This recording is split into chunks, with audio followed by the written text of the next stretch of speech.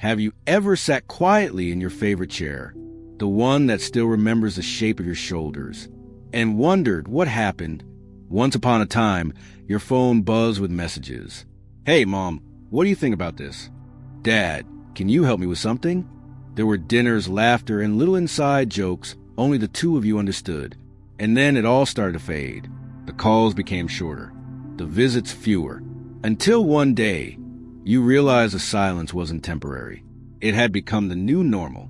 If this sounds familiar, you're not alone. Thousands of parents around the world are sitting in that same silence, asking the same heartbreaking questions. Did I do something wrong? Did I push too hard or not enough? Are they just busy, or have they quietly decided not to come back? Stay with me to the very end of this video, because what you'll hear today may not only bring clarity, but it might finally help you breathe again. Before we begin, please tap subscribe and like if you want to hear more heart-healing conversations like this one.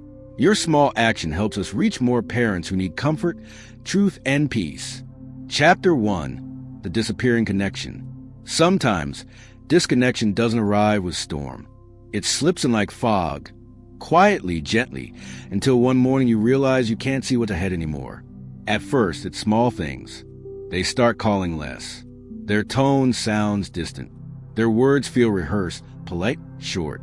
You ask about their life, and they give you one-word answers. You tell them something about your day, and they seem distracted, half listening, half somewhere else.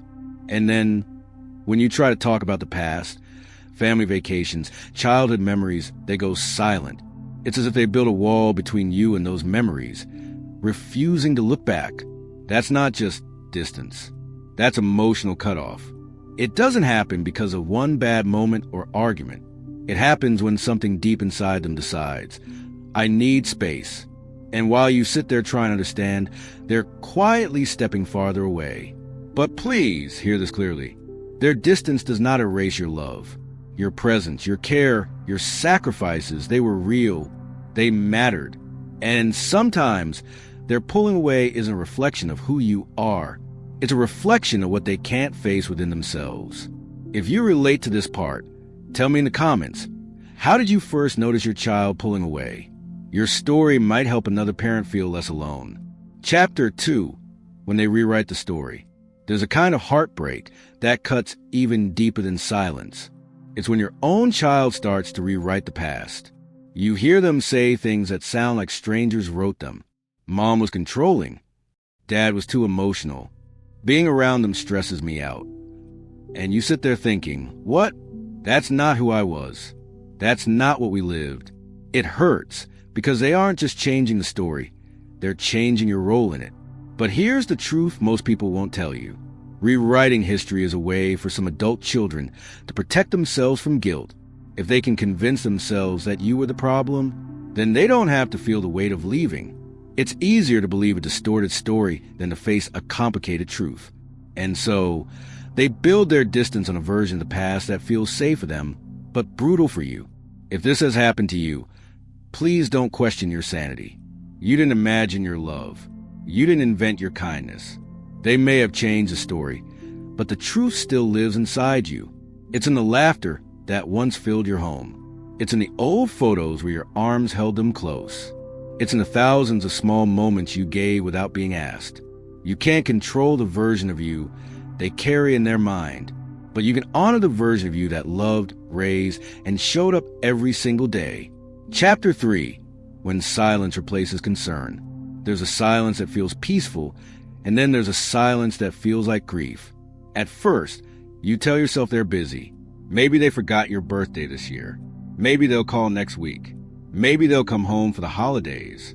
But the longer it goes, the heavier that silence becomes. No check-ins. No text when you're sick. No card at Christmas. It's not just silence, it's absence. And soon, you start to question yourself. Should I call them again? Should I apologize for something I don't understand? Should I stop trying altogether? That confusion is its own kind of pain. But let me say this as gently and clearly as I can. Love does not mean endlessly chasing someone who no longer wants to be found. You can care without constantly calling. You can miss them without losing yourself. You deserve relationships that are mutual. That means effort, not excuses. Presence, not promises. And if you've been living in that quiet ache, wondering whether to reach out or let go, take a deep breath right now, because that breath is the start of something powerful. It's the moment you begin to choose peace over anxiety. Chapter 4, when they erase you completely. There's one more sign, perhaps the hardest one of all. It's when they don't just stop calling or visiting. They start removing you altogether. They unfriend you, delete your pictures, avoid family gatherings where you'll be, change the subject when someone mentions your name, and suddenly it's as if you've been erased while still alive. No parent is ever prepared for that. It's not just rejection, it's invisibility, and it's a grief that doesn't get sympathy from the world because people don't talk about it enough. But here's what I need you to hold on to. If someone decides to remove you from their story, that doesn't mean you stop existing. You were there. You were love in action. And no deletion, no distance can undo that.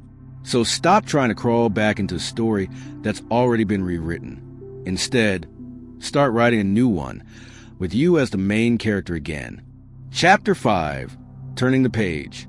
There comes a moment, sometimes after months, sometimes after years, when you sit in that familiar quiet and realize something has shifted. They're not coming back. And somehow, you're still here, still breathing, still making coffee, still tending your little garden or feeding your pet. And in that realization, something sacred begins. Acceptance. Acceptance doesn't mean you stop loving them. It means you stop waiting for them to love you in the way you hoped. It means you take your heart back from the door you kept open for too long. Because the truth is, you can spend your days standing in that doorway, watching the road, hoping for footsteps that never come. Or you can close the door softly, turn around, and start living again. That's not giving up. That's growing up spiritually, emotionally, beautifully. Chapter 6, reclaiming yourself. You are more than a parent waiting for a phone call. You are a soul with a story that still matters.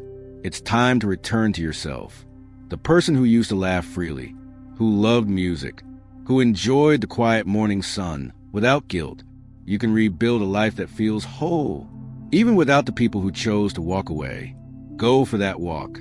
Call that old friend. Try that hobby you always postponed. Smile when you can, cry when you must. But don't stop living. Because the best way to honor the love you once gave is to give some of it back to yourself. If this message is touching your heart, take a second to like this video so YouTube shows it to more parents who need healing too. And make sure you subscribe to the Insightful Elders for more reflections that remind you you are not forgotten. Chapter 7, what do they come back? Sometimes, after all the silence, you'll see their name flash on your screen again. Maybe they text, maybe they call, maybe they visit. But here's what I want you to remember. Not every return is a reconciliation. Some people come back because they're lonely, not because they've changed. Some come back out of guilt, not love. So if they return, watch their actions, not their words. See if they acknowledge the pain, if they take responsibility, if they meet you halfway. And if they don't, you can still choose grace. You can still choose peace. But you don't have to reopen old wounds to prove your kindness. Boundaries aren't walls. They're doors with locks you control. Use them. Chapter 8, the freedom of letting go. Letting go doesn't mean forgetting. It means forgiving yourself for what wasn't in your control. It means allowing love to exist without needing it to return. It means realizing that peace was never going to come from their apology. It was always going to come from your acceptance. You still have a life ahead, a morning to wake up to, a cup of tea to enjoy, a sunset to admire. Every small moment you live fully is proof you survived what was meant to break you. Finally, so here's what I want you to carry after this video. You are not broken because they left. You are not unworthy because they went silent.